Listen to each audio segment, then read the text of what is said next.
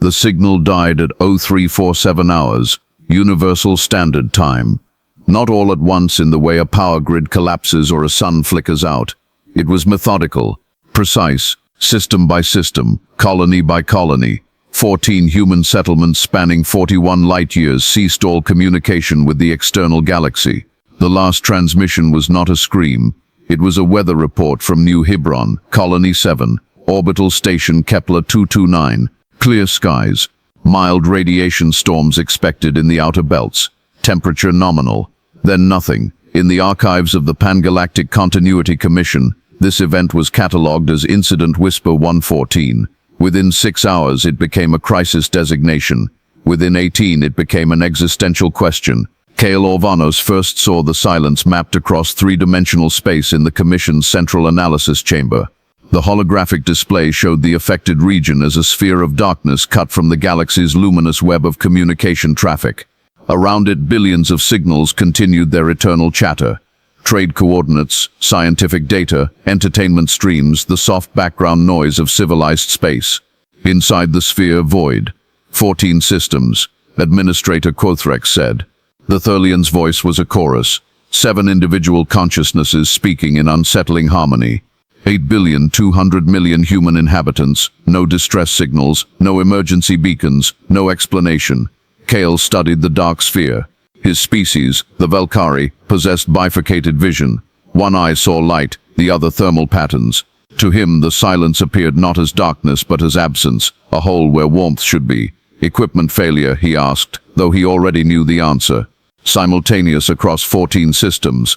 Quothrex's gestalt voice carried skepticism. The probability approaches impossible. Besides, we've detected secondary signals, automated navigation beacons, orbital traffic control, weather satellites. Those systems are functioning. Only direct communication from human sources has ceased. Kale turned away from the display. What do the humans say? Which humans? Quothrex replied. The diaspora communities outside the affected zone are as confused as we are. Ambassador Jovanis has demanded immediate investigation. He fears catastrophe. And you, the Thurlian's primary consciousness, leaned forward. I fear we are seeing the beginning of something we lack the context to understand. 3 automated survey drones had been sent into the silence. Kale reviewed their mission logs that night in his quarters. Each drone had crossed the boundary of the affected zone. Each had continued transmitting for between 40 and 90 seconds. Then, one by one, their signals simply stopped. Not disrupted, not jammed. Stopped as if someone had reached out and switched them off. The last drone's final transmission was a sensor reading. Kale watched it 17 times. Colony 7 appeared on the screen. Orbital infrastructure intact. Thermal signatures consistent with active habitation. Power grids functional. Agricultural domes showing normal chlorophyll absorption. Ships moving between the planet and its moons in orderly traffic patterns. Everything was fine, except no one was talking. The investigation team assembled in Bay 14 of the Commission's Deep Space Monitoring Station. 7 members, 4 species. One impossible mission, enter the silence and return with answers. Kale watched them board the survey ship, Witness.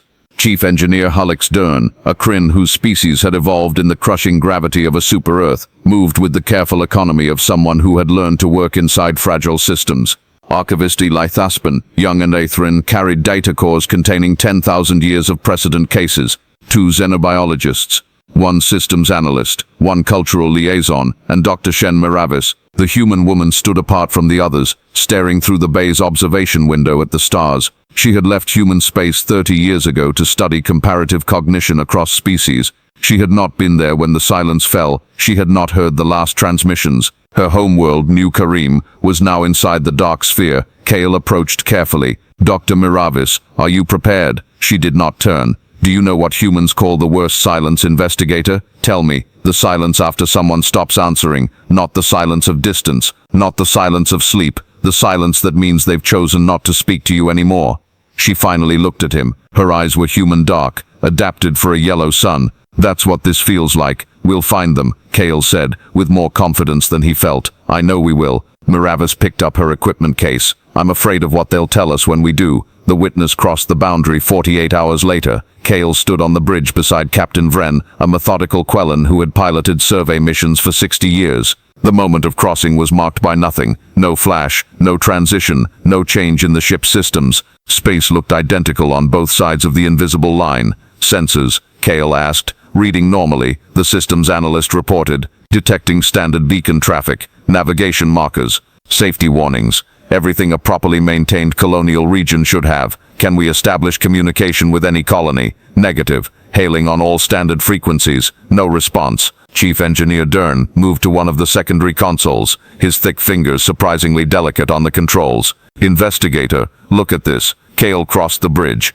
Dern had pulled up a diagnostic of the local communication infrastructure. Networks were active. Relay satellites were operational. Power was flowing to transmission arrays, but the data channels themselves were empty.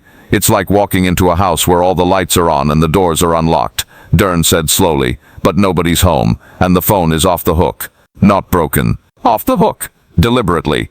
You're saying this is intentional. Dern pointed to a specific reading. This is a communication array on Colony 7's primary orbital platform. Look at the power consumption pattern. It's in standby mode. You don't enter standby during an emergency. You enter standby when you're finished talking, and you want to save power until you need to talk again. The implications settled over the bridge like frost. Somewhere in the silence, 8 billion humans were going about their lives with the communications infrastructure deliberately switched off. Archivist Stubborn joined them at the console. If this is a choice, she said quietly, we need to understand what would make an entire population choose silence. Fear, Maravis said from her station. Fear of being heard. They approached Colony 7 over the course of 6 hours, moving slowly, broadcasting their identity continuously, receiving no acknowledgement. The planet grew on the view screen. Blue oceans, green-brown continents, the delicate silver webs of cities visible even from orbit. Life signs. KL asked.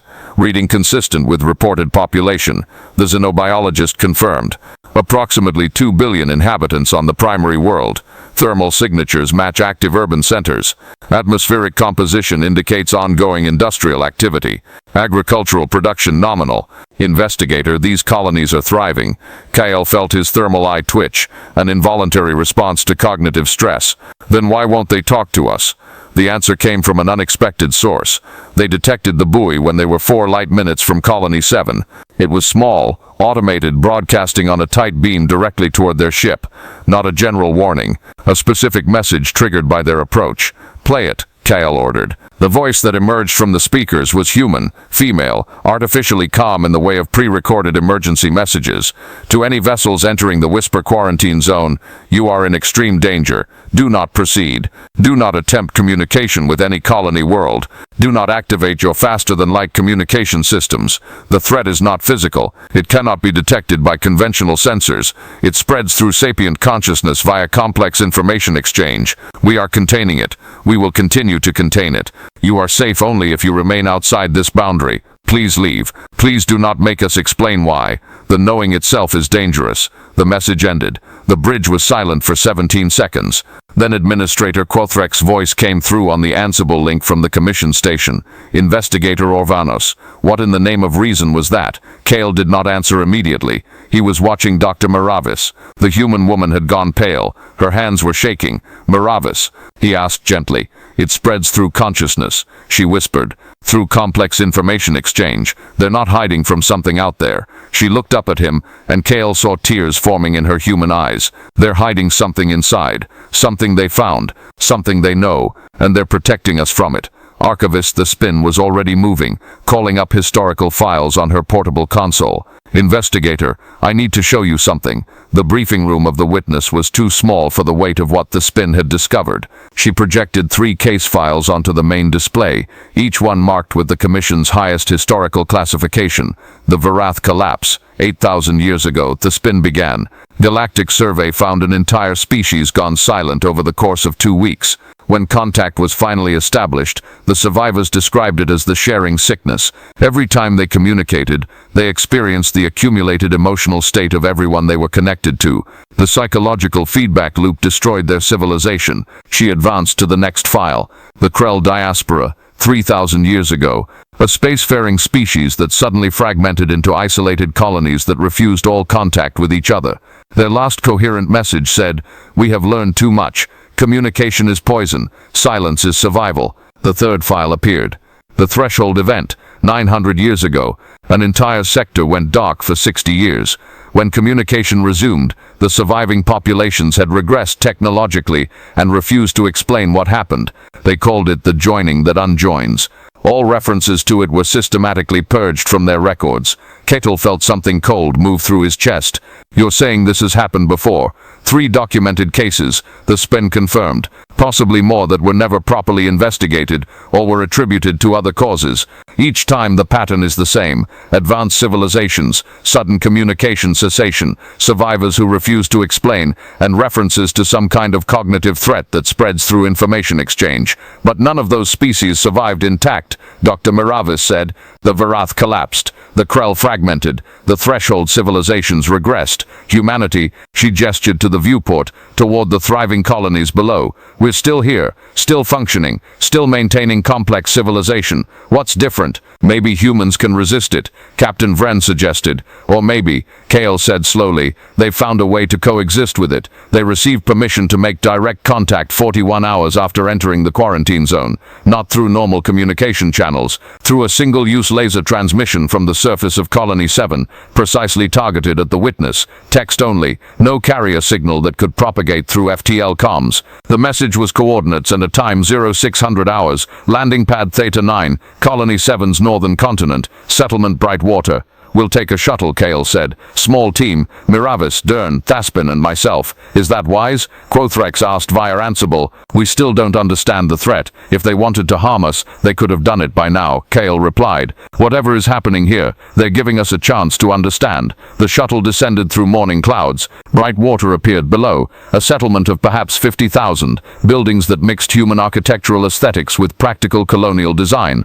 Parks, water treatment plants, schools, a spaceport with 7 ships undergoing routine maintenance, everything heartbreakingly normal. Landing pad Theta 9 was empty except for a single figure waiting beside a ground vehicle. As the shuttle touched down, Kale got his first look at a human from inside the silence. She was young, perhaps 30 standard years, wearing a simple gray uniform with no insignia. Her hair was tied back. Her posture was military-controlled, alert, carrying the specific gravity of someone who had made terrible decisions and lived with them. As Kale's team disembarked, she stood absolutely still, waiting. "Commander Yasmin Khoury," she said when they were close enough. Her voice was steady but carried an undertone Kale could not identify. Not fear, not sadness, something older. "I've been designated your liaison. Thank you for respecting our boundaries. We need to understand what happened here," Kale said. Khoury looked at each of them in turn. When her eyes reached Dr. Miravis, something flickered across her face. Recognition, perhaps, or grief. "Dr. Miravis, we have your records. New Kareem, emigrated 30 years ago to study comparative cognition. You have family in settlement 3 Rivers." Miravis's voice cracked. "Are they alive, healthy, adjusting to the silence like everyone else?" Kareem's expression softened microscopically. "They ask about you. We maintain physical message networks. There are letters for you if you want them." Tears ran down Miravis's face. She nodded, unable to speak. Kareem turned back to Kale. "Before we proceed, I need to be clear about something. What I'm about to show you and tell you is dangerous. Not immediately, not obviously, but the knowing creates risk. If any of you wish to return to your ship now, no one will think less of you." "We're staying," Kale said. "Then follow me." They drove in silence through Brightwater.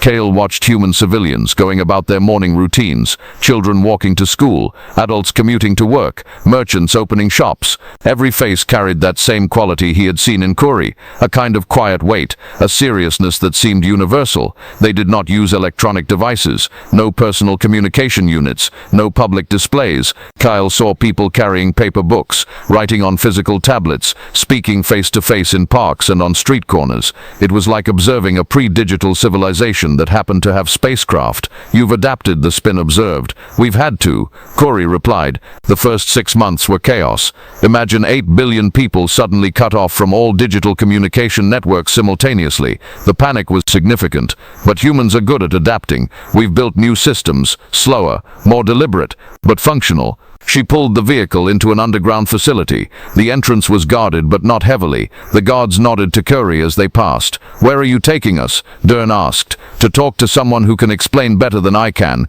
Khoury said. "Someone who volunteered to carry the weight so the rest of us could have something approaching normal lives." The facility was a research station, Khoury realized. Labs, medical bays, isolation chambers with reinforced walls. They descended 3 levels before Khoury stopped at a sealed door. "The person inside is called called Warden 7, she said quietly. That's not their real name. We don't use their real name because names create connection, and connection creates risk. Warden 7 volunteered to maintain partial exposure so they could communicate with outsiders when necessary. The cost is... She paused. You'll see. The door opened. Inside was a chamber divided by a transparent barrier. On the far side sat a human figure in a simple chair, hands folded, head slightly bowed. They wore a grey robe with the hood up, face obscured. When they spoke, the voice was distorted, run through filters that stripped it of identifying characteristics, but the exhaustion was unmistakable. Investigator Orvanos, your team, welcome to the Whisper Quarantine. The figure's head tilted up slightly, though the face remained hidden. I am told you want to understand what happened to us. Yes, Kale said. Then I will tell you. But understand, the telling is itself a risk. The knowledge I am about to share exists at the edge of what can be safely communicated. Listen carefully. Do not ask me to repeat or elaborate. The more we discuss it, the more dangerous it becomes. Kale felt his thermal eye dilate. I understand. 18 months ago, Warden 7 began. A human deep space exploration vessel called the Cartographer's Dream discovered an anomaly in an uncharted system 240 light-years from here. Not a physical anomaly, a cognitive one, a phenomenon they initially described as psychomimetic resonance. The scientists aboard attempted to study it. They made first contact with something that exists in the space between conscious thoughts, in the connections between sapient minds. The figure paused, breathing carefully. It was not alive, not in any sense we understand. It was not malicious. It simply was, a natural phenomenon of the universe, like gravity or entropy. But to conscious beings, to species that communicate complex ideas, it was apocalyptic. What did it do? Miravis whispered. It synchronized suffering, Warden 7 said quietly. When sapient beings communicate, they create links, not physical, but cognitive, quantum-entangled states of mutual understanding. The resonance amplified those links. Anyone connected through advanced communication networks began to experience not just their own emotions, but the accumulated emotional states of everyone else they were connected to. All the pain, all the fear, all the grief of billions of consciousnesses experienced simultaneously. The room was silent, except for the environmental systems. The Cartographer's Dream tried to contain it. They destroyed their FTL communications before the resonance could propagate. But 3 crew members had already transmitted preliminary reports. The resonance began spreading through our colonial network, not through space, through information, through the act of sharing complex ideas about the phenomenon itself. Kale felt horror crystallizing in his chest. How did you stop it? We didn't stop it, Warden 7 said. We quarantined it. Every human colony in this region shut down all FTL communications simultaneously. We severed ourselves from the galactic network. We warned the few ships that were in transit to turn back. And we discovered something. The figure leaned forward slightly. Humans can endure the resonance. Not comfortably. Not without cost. But our neurology, perhaps our evolutionary history, perhaps something else, gives us a tolerance other species do not possess. We can maintain conscious function while experiencing the feedback loop, at least for periods of time. Most species collapse psychologically within hours. We can endure for days, weeks, months. So you're living with it, the spin said. Inside your colonies, the resonance is still active. Yes, everyone in the quarantine zone carries the weight of everyone else's consciousness to some degree. It's manageable now. We've learned techniques, meditation, cognitive isolation practices, chemical treatments that dampen the effect. But it never goes away. It's the price we pay. Why? Kale asked. Why not abandon these colonies? Evacuate to outside the resonance zone. For the first time, Warden 7 lifted their head enough that Kale could see part of their face beneath the hood. The eyes were human dark, red-rimmed, carrying an exhaustion that went beyond physical tiredness. Because they said gently, if we leave, the resonance leaves with us. It's anchored now in human consciousness. Anyone who has been exposed and understood it carries it forward. If we integrated back into galactic civilization, if we resumed FTL communication with the rest of humanity, with other species, the resonance would spread. Within months it would reach every connected mind in known space. Billions would experience cascading psychological collapse. Civilizations would fall. Understanding crashed over Kale like a wave. You're protecting us. We're protecting everyone. Warden 7 confirmed. This is our burden. We discovered the resonance. We're the only species that can survive it. So we stay silent. We maintain the quarantine. We live our lives as normally as possible inside this bubble, and we make sure the rest of the galaxy never has to experience what we carry every day. Miravis was crying openly now. That's why you chose silence. The greatest mercy, Warden 7 said, is sometimes the willingness to disappear, to bear the weight so others don't have to know it exists. We are the silence keepers. It's not a role we wanted, but it's the one we can fulfill. The figure stood slowly, joints stiff. Now you know. You cannot stay here. Already, by explaining this to you, I have exposed you to risk. Your minds are strong. You should be fine, but do not discuss the details of what I have told you over FTL channels. Do not attempt to study the resonance from outside. Accept that this is our gift to the galaxy. We will carry the weight, and you will be free. Commander Kuri escorted them back to the surface. The drive through bright water felt different now. Trail saw the weight Warden 7 had described in every human face they passed. Children laughing in a park, but with a seriousness in their eyes that should not belong to children. Merchants conducting business with careful, deliberate courtesy, as if every interaction mattered deeply. A couple walking hand in hand, silent, their connection requiring no words. These were not people who had been broken by catastrophe. They were people who had chosen to endure one so that others would not have to. At the landing pad, Kuri stopped before they could board the shuttle. Dr. Miravis, she said, your family sent letters. I have them here. She held out a small bundle wrapped in cloth. And they want you to know. If you choose to stay, you would be welcome. There are xenopsychology positions in Settlement 3 Rivers. You could see them again. You could be home. Miravis took the bundle with shaking hands. If I stay, I can never leave. No, Kuri confirmed. Once you're inside the resonance, fully exposed, you become a carrier. You would have to remain in the quarantine for the rest of your life, but you would be with your family. You would be doing the work you love, and you would help us maintain the silence that protects everyone else. That's not a choice. Miravis whispered, that's asking me to sacrifice everything. Kuravi's expression was infinitely gentle. Dr. Miravis, every human in this quarantine zone has already made that sacrifice. We know what we've given up. We know what normal looks like. The connected galaxy, the free exchange of ideas, the ability to travel anywhere and speak to anyone. We remember it, we mourn it, but we also know that our isolation is the only thing standing between the resonance and galactic extinction. If you join us, you would be choosing exactly what 8 billion other humans have already chosen.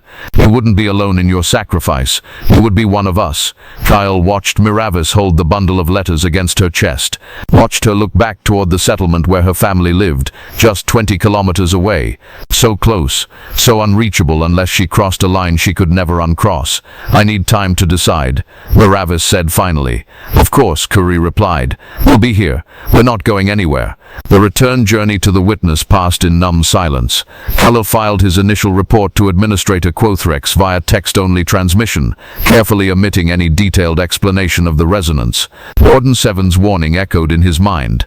The knowing itself is dangerous. How did you explain to the galaxy that an entire human population had voluntarily imprisoned itself to protect everyone else? The formal deliberations began 3 days later. The Pan-Galactic Continuity Commission convened an emergency session. 14 species sent representatives.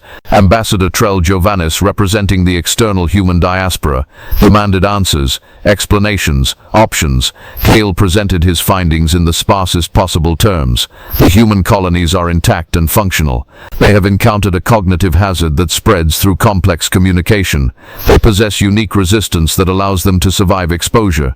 They have chosen to maintain a quarantine to prevent spread to other species. The quarantine must be respected. You're asking us to abandon 8 billion humans, Giovannis said, voice tight with controlled fury. To just accept that they've locked themselves away forever? I'm asking us to honor their choice, Kale replied. They're not prisoners. They're volunteers. They're protecting us. From what? You won't even explain the threat. because the explanation itself carries risk, Kale said. Administrator Quothrex, I formally recommend that all detailed information about the resonance be classified at the highest level. Public disclosure could trigger exactly the catastrophe the quarantine is designed to prevent. The chamber erupted in debate. Some representatives argued for rescue attempts. Others demanded more information. A few understood immediately and supported Kale's recommendation. It was Archivist Stuan who finally cut through the noise. She stood, her Aetherian voice carrying natural harmonics that commanded attention. In my research I found records of 3 previous civilizations that encountered similar phenomena, she said. All 3 collapsed or fragmented because they did not have what humanity has, a population large enough and resilient enough to maintain technological civilization while carrying the burden. Humanity is not suffering an extinction event. They are preventing one. For all of us, the least we can do is respect their sacrifice. The vote took 2 hours. In the end, the decision was unanimous. The Whisper quarantine zone would be officially recognized. A permanent exclusion boundary would be established. No unauthorized entry. No communication attempts. The human colonies would be provided with any physical resources they requested, delivered via automated cargo vessels that would not risk crude contact, but they would remain isolated forever. Ambassador Giovannis abstained from the vote. Afterward, Kale found him alone in an observation lounge, staring at the star charts showing the quarantine zone. I have a daughter in there, Giovannis said quietly. Colony 12, settlement Last Harbor. She's 23. She was finishing her doctorate in xenobotany. I haven't spoken to her in 18 months. I received a physical letter last week. She says she's fine. She says she's proud to be part of this. She says she understands why we can't come for her. Kale stood beside him. I'm sorry. Don't be. She's doing something I could never do. Something none of us could do. Giovannis turned away from the window. I just wish I could tell her I understand, that I'm proud of her too. Perhaps, Kale said gently. She already knows. Dr. Miravis requested a private shuttle 4 days after the vote. Kale accompanied her to the boundary of the quarantine zone, though she had not told him her decision. They sat in the observation lounge as the shuttle approached the invisible line. Miravis held the bundle of letters from her family. Unopened. She had read them 100 times, Kale suspected, but now she held them like sacred objects. Do you think it's selfish? She asked, choosing to go back. I think, Kale said carefully, that selfishness is the wrong framework for understanding what's happening in there. They're not martyrs. They're people living their lives under extraordinary circumstances. If you join them, you become part of something larger than sacrifice. You become part of a civilization that chose mercy over escape. Miravis smiled faintly. You know what convinced me? It was the children. The ones I saw playing in the park. They were born into the resonance. They've never known anything else. For them, this isn't a sacrifice. It's just life. And they're growing up knowing that their very existence protects the galaxy. What kind of culture does that create? What kind of values? I don't know, Cull admitted. I want to find out. She stood. I want to be there when those children grow up. I want to help humanity figure out what it means to be the Silence Keepers. And I want to see my family again. The shuttle crossed the boundary 40 minutes later. Cullard watched from the observation window as it descended toward Colony 7. Commander Corey had promised to be waiting at the landing pad. Miravis would be escorted to Settlement 3 Rivers. She would be reunited with her family. She would begin her new life inside the silence. And she would never leave. Cullard filed his final report from the monitoring station that the Commission established just outside the quarantine boundary. The Vigil, they called it, a small facility staffed by rotating crews, tasked with observing the boundary, coordinating supply deliveries, and watching for any sign that the resonance was spreading. It was, in a sense, a waiting room adjacent to tragedy. Except the humans inside were not tragic. They were simply living, building, growing, raising children, writing books, developing art, creating a culture of silence that spoke volumes. Kale's report concluded with a single observation that the Commission would debate for decades. We define strength as the ability to project power, to overcome obstacles, to prevail against opposition. Humanity has shown us a different kind of strength, the ability to endure what cannot be defeated, to protect by accepting isolation, to love the galaxy enough to disappear from it. They are not victims, they are guardians, and the most profound question they pose to us is this. If the resonance came for our species, would we have the strength to do what they have done? Would we choose silence over extinction? Would we give up everything to save everyone? The Silence Keepers have answered that question. Their answer is the quarantine itself. Their answer is 8 billion lives lived quietly, bearing a weight the rest of us will never have to carry. We owe them more than memory. We owe them witness. We owe them the commitment to never forget that the galaxy is safer, because they chose to disappear. Kale remained at the vigil for 6 months after filing his report. He watched supply ships come and go. He monitored the boundary for any anomalies. He read the physical letters that occasionally arrived from inside the quarantine. Messages sent by humans who wanted the outside galaxy to know they were still there, still functioning, still human. One letter, forwarded to him by Commander Kuri, was from Dr. Miravis. She described her reunion with her family, the bittersweetness of it, the joy of seeing them mixed with the sorrow of knowing she could never leave again. She wrote about Settlement 3 Rivers, about the xenopsychology program she had joined, about the techniques humans were developing to manage the resonance, and she wrote about hope. We are learning to live with this, her letter said, not just survive but truly live. The resonance forces us to be honest with each other in ways most species never experience. We cannot hide our pain or pretend to be stronger than we are. Everyone carries the weight, so everyone understands. It creates a kind of universal empathy, a culture where suffering is shared and therefore bearable. I think in a strange way we are becoming something new, not human in the way the rest of humanity is human, but something evolved from it. The Silence Keepers, a civilization built on the foundation of necessary isolation and chosen mercy. Tell them we're okay. Tell them we're more than okay. Tell them that if this is the price of protecting the galaxy, we pay it gladly. And tell them that in the silence we have found a kind of peace that speaks louder than any message we could transmit. We are here. We are watching. We are the guardians at the edge of the known, keeping the darkness from spreading, and we are not afraid. Kalor read the letter 3 times before filing it in the Vigil's archive, where future investigators could find it and understand what had happened here. He left the monitoring station 6 months after receiving Miravis's letter. But before he departed, he did something unprecedented for a Velkari. He wrote a physical letter of his own and had it delivered into the quarantine zone. It was addressed to Commander Yasmin Curry, but he suspected it would be shared more widely. It said to the Silence Keepers,